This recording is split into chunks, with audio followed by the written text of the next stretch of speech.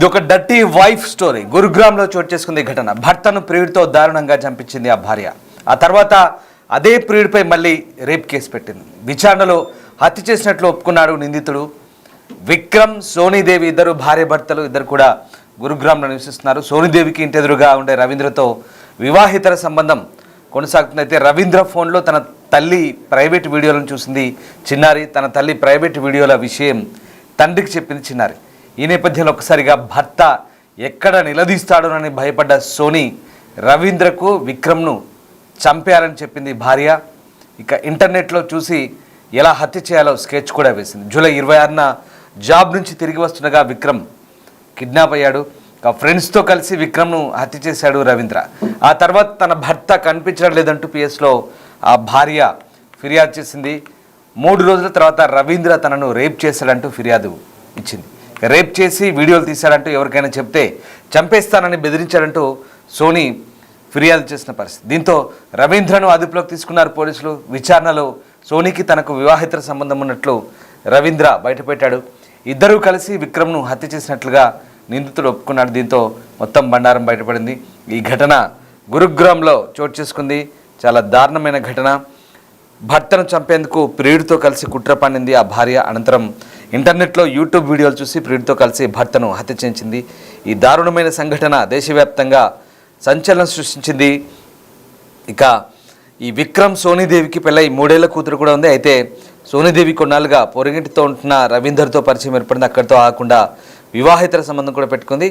ఒకరోజు సోనీదేవి ఆమె ప్రియుడు రవీందర్ కలిసి సన్నిహితంగా ఉన్న ఒక వీడియోను ఆమె కూతురు చూసింది.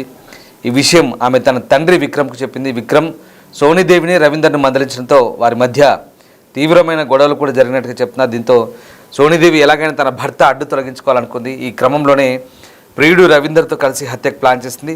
అందులో భాగంగానే హత్య ఎలా చేయాలి, శరీరాన్ని ఎక్కడ పారవేయాలనే వివరాలను ప్రియుడు ఆమె ఇద్దరు కలిసి ఇంటర్నెట్ యూట్యూబ్లో చూశారు. తర్వాత పక్కా ప్లాన్ ప్రకారం జూలై 26న ఆ రోజు రాత్రి రవీందర్ తన ప్రియురాలు భర్త విక్రమ్ ఇంటికి వెళ్ళాడు. విక్రమ్ను హత్య చేశాడు. తర్వాత అతని శరీరాన్ని పాతిపెట్టడానికి రవీందర్ తన మామ సంత్రపాల్, మనీష్, ఫర్యాద్ అనే 3 సహాయం కూడా తీసుకున్నాడు. ఆ తర్వాత విక్రమ్ కనిపించడం లేదంటూ భార్య సోనీదేవి పోలీస్ స్టేషన్లో ఫిర్యాదు చేసింది. దీంతో కేసు నమోదు చేసుకున్న పోలీసులు దర్యాప్తు చేపట్టారు. ఇదే క్రమంలో మరొక రోజు పోలీస్ స్టేషన్ వెళ్ళిన సోనీ పక్కింటి వ్యక్తి తనపై అత్యాచారం చేశాడని వీడియోలు తీసి బెదిరిస్తున్నాడంటూ పోలీసులకు పొంతనలేని సమాధానాలు చెప్పింది. ఇంకా దీంతో సోనీదేవి ప్రవర్తనపై అనుమానం వచ్చిన పోలీసులు విచారించారు. అందులో భాగంగా మొదట రవీందర్ను అదుపులోకి తీసుకొని ప్రశ్నించారు. అక్కడే అసలు విషయం బయటపడింది. విక్రమ్ను హత్య చేసినట్లు ఒప్పుకున్నాడు. అతనిచ్చిన సమాచారం ఆధారంగా సోనీదేవి, ఆమెతో పాటు రవీందర్, హత్యలో భాగమైన సంత్రపాల్, మనీష్, ఫర్యాదులను కూడా పోలీసులు అరెస్ట్ చేశారు. పోలీసుల విచారణలో సోనీదేవి, రవీందర్ తమ నేరాన్ని అంగీకరించారు. ఇక కూతురు తమ సంబంధాన్ని బయటపెట్టడంతో విక్రమ్ను ఎలాగైనా చంపాలని ప్లాన్ చేసుకున్నట్లుగా వాళ్ళు పోలీసుల ముందు వెల్లడించారు. ఈ కేసులో 5గురిని అరెస్ట్ చేసి కోర్టులో హాజరుపరిచారు పోలీసులు. ఈ ఘటన ప్రస్తుతం సంచలనంగా మారింది. ఇటీవలి కాలంలో వివాహితర సంబంధాల కారణంగా భర్తలను ప్రియుడితో కలిసి హత్య చేసిన దారుణ సంఘటనలు అయితే అనేకం వెలుగు చూస్తున్నాయి. భర్త, కుటుంబం, పరువు, పిల్లలు, తల్లిదండ్రుల గురించి కొంచెం కూడా ఆలోచించకుండా కొంతమంది బరి తెగిస్తున్నారు. నిజంగా గతంలో చాలా చోట్ల ఇలాంటి ఘటనలు కూడా జరిగాయి. తెలుగు రాష్ట్రాలను కాదు, దేశవ్యాప్తంగా ఇలాంటి ఘటనలు జరిగాయి. మీరు చూస్తున్న ఆ దృశ్యాలు సోనీ, విక్రమ్ ఇద్దరు కూడా భార్యాభర్తలు. కానీ మధ్యలో 3వ వ్యక్తి ఎంట్రీ ఇవ్వడంతోనే ఈ వ్యవహారం అంతా బెడిసికొట్టింది. ఒక్కసారిగా ఆ ఎదురింట్లో ఉన్న రవీందర్ అనే వ్యక్తితో వివాహితర సంబంధం పెట్టుకోవడం, అతనితో సన్నిహితంగా మెలగడం, ఈ మొత్తం వ్యవహారంలో సన్నిహితంగా మెలిగిన క్రమాన్ని కంప్లీట్గా తన కూతురు ఆ అమ్మాయి చూడడం, ఆ వీడియోలు చూడడం, ఎక్కడ తండ్రికి పూర్తి వివరాలు చెప్తుందో అన్న ఒక అనుమానం, ఆల్రెడీ తెలిసి గొడవలు కూడా జరిగిన ఆ పరిస్థితులు, ఇవన్నీ కలిసి అతన్ని హత్య చేసేందుకే పక్కా స్కెచ్ వేసింది. ప్రియుడితో కలిసి హతమార్చిన పరిస్థితి. ఇక్కడ కంప్లీట్గా ఒక విషయం అర్థమవుతుంది. అంటే 3 ముళ్ళు వేసి చక్కగా సంసారం చేస్తున్న భర్తని కాదనుకొని, ఆ కూతుర్ని కాదనుకొని, మొత్తం ఫ్యామిలీని కాదనుకొని ఒక వేరే వ్యక్తి కోసం, పరాయి వ్యక్తి కోసం, 3వ వ్యక్తి కోసం, నిన్న మొన్న పరిచయమైన ఒక 3వ వ్యక్తితో ఆ వ్యక్తి వ్యామోహంలో పడి ఆ మోజులో ఏకంగా సంసారాన్ని కూలగొట్టుకుంది అమ్మాయి. చాలా దారుణమైన ఘటన. ఇలాంటి ఘటనలు కోకొలు చోటు చేసుకుంటున్నాయి దేశవ్యాప్తంగా కూడా, తెలుగు రాష్ట్రాల్లో కూడా అంతటా ఇదే పరిస్థితి. ఇలా పరాయి వ్యక్తుల మోజులో, వివాహితర సంబంధాల మోజులో సొంత కుటుంబాన్ని విచ్ఛిన్నం చేసుకుంటున్న సందర్భాలు అనేకం కనిపిస్తున్నాయి. చాలా దారుణంగా మారుతుంది. అసలు మానవ సంబంధాలు ఎటుపోతున్నాయి కూడా అర్థం కాని పరిస్థితి. ఎక్కడ పోనీ ఇటువైపు వీళ్ళ తల్లిదండ్రులు ఏమనుకుంటారు, అటువైపు వాళ్ళ తల్లిదండ్రులు ఏమనుకుంటారు, పిల్లలు ఉన్నారు, సంసారం ఉంది, ఈ వ్యవహారం పరువు విషయము, సమాజం ఏమనుకుంటుంది, ఇవన్నీ కూడా ఎక్కడ వాళ్ళ మైండ్లో కనీసం కించిత్ ఆలోచన కూడా లేకుండా, విచక్షణ జ్ఞానం లేకుండా ప్రవర్తిస్తున్న సందర్భాలు మనకు కనబడుతున్నాయి. ఇప్పుడు దృశ్యాలు కూడా అలాంటివే.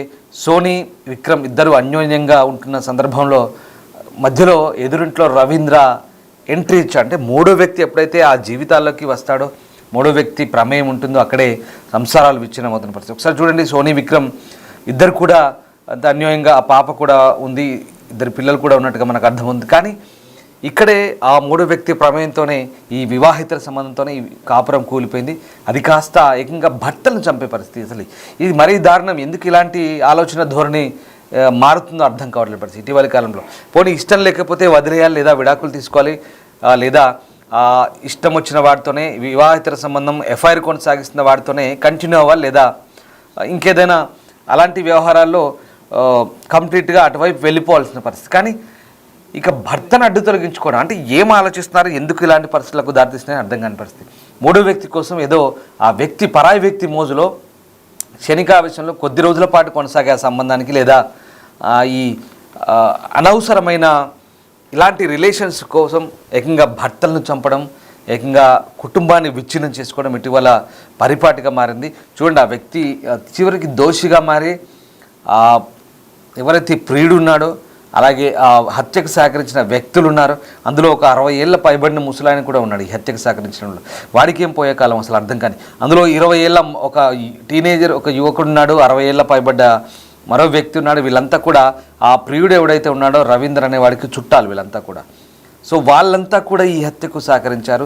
అంటే వాళ్ళకి ఏ రకమైన ప్రలోభాలు పెట్టాడో, ఏమి ఎర చూపాడో తెలియదు. కానీ ఒక వ్యక్తిని హతమార్చడము, ఆ కుటుంబాన్ని విచ్ఛిన్నం చేయడం కూడా ఇలాంటి వ్యక్తులకు, అంటే ఇక్కడ ఈ మహిళ అందిస్తున్న తోడ్పాటు కూడా అక్కడ వాళ్ళకు ఇంతటి నేర ప్రవృత్తికి పాల్పడడానికి లేదా తెగింపుకు కారణమని అనిపిస్తుంది. సో ఇక్కడ ఈ వివాహేతర సంబంధాల కారణంగానే ఇలాంటి చాలా వెలుగులోకి వస్తున్నాయి. ఇక్కడ ఎవ్వరు కనబడలేదు, భర్త లేదు, కుటుంబం లేదు, పిల్లలు లేరు, తల్లిదండ్రులు లేరు.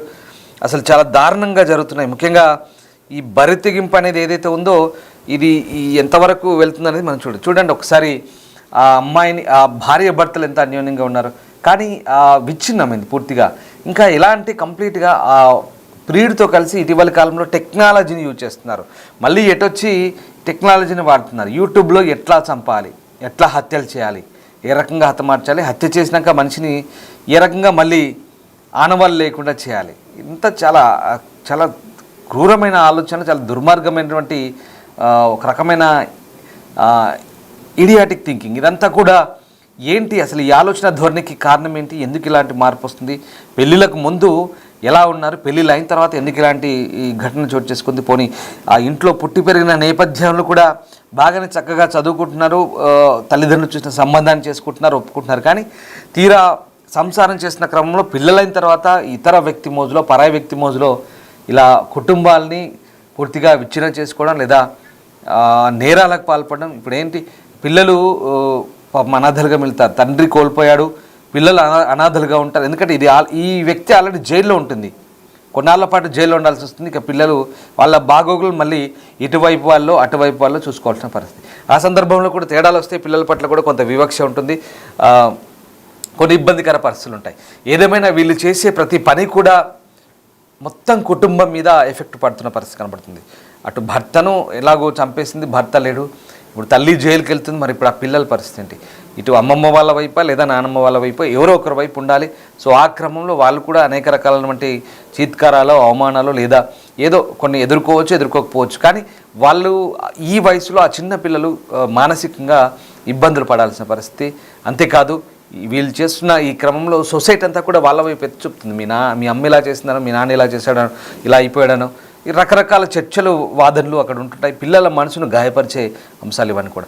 సో ఇలాంటి ఘటనలు తరచుగా జరుగుతున్నాయి. నిజంగా సమాజంలో మార్పు రావాల్సిన అవసరం ఉంది. మరీ ముఖ్యంగా ఆడవాళ్ళు మగవాళ్ళని చంపడం ఒక ట్రెండ్గా మారింది. మరి అది పెళ్ళయ్యాక ఈ పరాయి పురుషుల మోజుల్లో భర్తల్ని చంపడం, సంసారాలను విచ్ఛిన్నం చేసుకోవడం అనేది చాలా తరచుగా జరుగుతున్న సంఘటనలు. చాలా బాధాకరంగా అనిపిస్తుంది. ఇలాంటి వార్తలు ప్రజెంట్ చేసే ముందు కూడా 1 కాదు 2 కాదు వరుసగా డైలీ ఇలాంటి స్టోరీసే మీ ముందుకు తీసుకురావాల్సిన పరిస్థితి. ఎందుకంటే కేవలం మిమ్మల్ని అప్రమత్తులు చేయడమే సమాజంలో జరుగుతున్న ఈ మానవ సంబంధాల విషయంలో ఎలాంటి మార్పులు వస్తున్నాయి, ఎంత అప్రమత్తంగా ఉండాలనేది ఈ వార్తలను పదే పదే చెప్పడం ద్వారా మీకు సూచించే పరిస్థితి. ఇది వ్యూవర్స్ అడ్వైస్గా చెప్తున్నాం. ఎందుకంటే మనము మేఘాలయ హనీమూన్ కేసు దగ్గర నుంచి వరుసగా గత 1-2 నెలలుగా తరచూ ఇలాంటి స్టోరీలు చెప్తున్న క్రమంలో కొంత ఇబ్బందిగా అనిపించినప్పటికీ కేవలం మిమ్మల్ని అప్రమత్తులు చేయడమే ఈ వార్తల ప్రధాన ఉద్దేశంగా మేము మీకు చెప్పదలుచుకున్నాం. ఎస్, మీరు చూస్తున్న దృశ్యాలు చిత్రంలో ఆ నిందితులు ఎవరైతే ఉన్నారో ఇప్పుడు కటకటాలు లెక్కించాల్సిన పరిస్థితి వస్తుంది. మొత్తం మీద ఈ మొత్తం వ్యవహారాలు చూస్తున్న సమాజం అంతా కూడా సమాజంలో ముఖ్యంగా ఆడవాళ్ళ ఆలోచన ధోరణిలో, మగవాళ్ళు కానీ ఆడవాళ్ళు కానీ ఆలోచనల ధోరణిలో మార్పు రావాల్సిన అవసరాన్ని నొక్కి చెప్తుంది.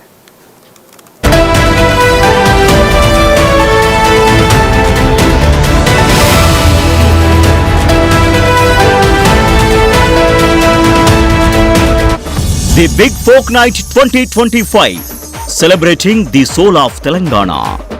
ఆగస్టు 23 సాయంత్రం 6 గంటల నుండి ఎల్బీ స్టేడియంలో. టికెట్స్ బుకింగ్ కోసం ఎంట్రీవాలా యాప్ను డౌన్లోడ్ చేసుకోండి.